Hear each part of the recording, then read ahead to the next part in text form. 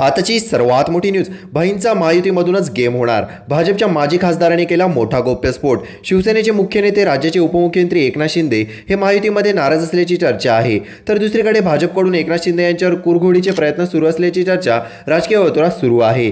एका बाजूला विरोधकांकडून एकनाथ शिंदेंना घेरण्याची तयारी सुरू आहे, तर दुसरीकडे महायुतीमधूनच एकनाथ शिंदेंचा गेम होणार असल्याचं चर्चांना उधाण आलं आहे. आगामी स्थानिक स्वराज्य संस्थांच्या निवडणुकीपूर्वी महायुतीमधूनही कुरघोडीचे राजकारण रंगले आहे. राज्याचे माजी मुख्यमंत्री आणि विद्यमान उपमुख्यमंत्री एकनाथ शिंदे यांना त्यांच्याच होम ग्राउंडवर घेण्याची तयारी भाजपने केली आहे. त्यासाठी राज्याचे वनमंत्री गणेश नाईक यांना ठाण्यात पाठवण्यात आले होते. नाईक यांनी ठाण्यात जनता दरबार घेण्यास सुरुवात केली आहे. आता भाजप प्रदेशाध्यक्ष चंद्रशेखर बावनकुळे यांच्या हवाल्याने दिलेल्या वक्तव्याने भाजप एकनाथ शिंदेंना घेरणार असल्याचे संकेत मिळू लागले आहेत.